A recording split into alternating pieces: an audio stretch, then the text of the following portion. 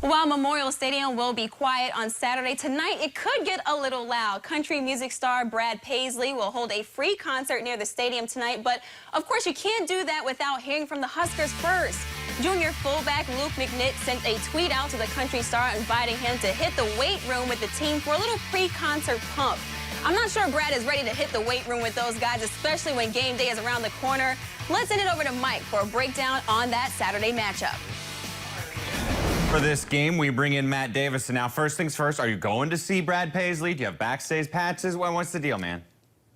You know, typically I would have been there, man. I can't go tonight. I have another event in Omaha. I have to go speak to some fans up in Omaha, so I'm not going to be there. I might catch the back end of it, though. And just for the record, I didn't lift any weights today. 0 weights. Good. I believe you. Give me the injury report for the Huskers coming into this game.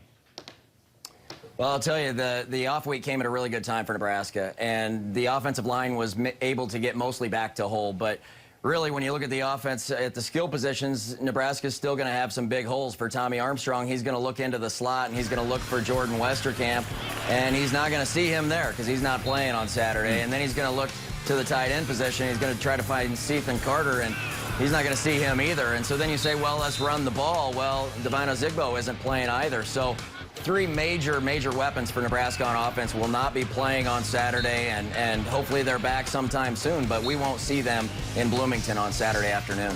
Even with the week off, they still don't get those three back. That's tough for them. You know, we were mentioning earlier in the show how Indiana last week did hang with Ohio State. Has the prep for Indiana changed at all because of what happened a week ago?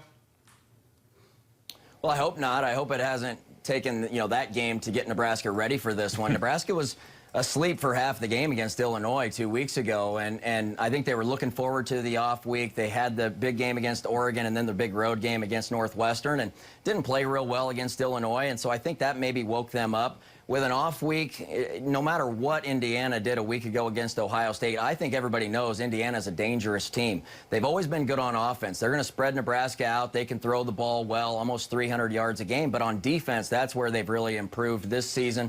And so I think they have Nebraska's full attention. Well, that's a great point you brought up there at the end. This Indiana defense, finally under Kevin Wilson, really does seem to be markedly improved.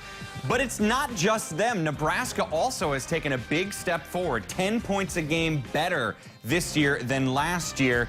So how do you explain that for both of those teams?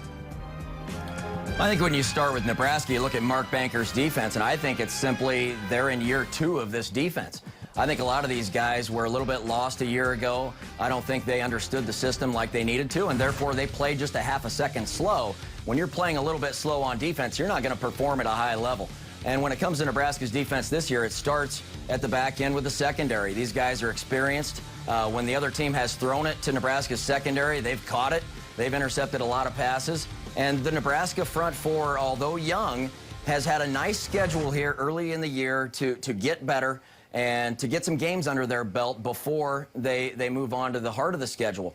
And so that's what I think it is for Nebraska. It's just simply they're in year 2, and they're playing more comfortably in this defense. You look at Indiana, and I think it's a couple of things. You start with their defensive coordinator, Tom Allen. You got to give him a lot of credit. I think this defense is playing with more tenacity. I think they're attacking more. I think they're playing with more swagger. And I think he's just instilled this confidence in that front four. They have more size up front now, which is keeping offensive linemen off of their linebackers better during games. And then they're coming downhill. I just think this guy has brought a little bit of a swagger to that defense for Indiana, that they believe now that they can play great defense and really be a nice complement to that offense. Yeah, it's something we've been talking about ever since Wilson got there. He's proved he can score, but finally this year he's proving he can stop other teams from scoring. Before we let you go, Matt, give me the matchup to watch in this game. Well, I think it comes down to Tommy Armstrong. In this game, we talked about the injuries for Nebraska's offense, and that makes it difficult. And so I'm anxious to see how Tommy Armstrong plays against this Indiana defense and what Indiana does to try to confuse him. He doesn't have some of his weapons out there. Tommy's been able to do it on the ground this year. He's been able to do it through the air this year. 14 combined touchdowns on offense, just 2 interceptions. He's been a better quarterback this year, no question. He's playing with a lot of confidence. But how is he going to play without those three weapons on offense against this Indiana defense? Can't wait to see it. A lot of this offense obviously is going to come down to Tommy Armstrong and how he plays Saturday afternoon. Yeah, and maybe without those people, does that mean more turnovers? Like you said, only 6 total turnovers for the team this year as opposed to 27 last year. Matt Davison, thanks for the insight, man. Thanks, Mike.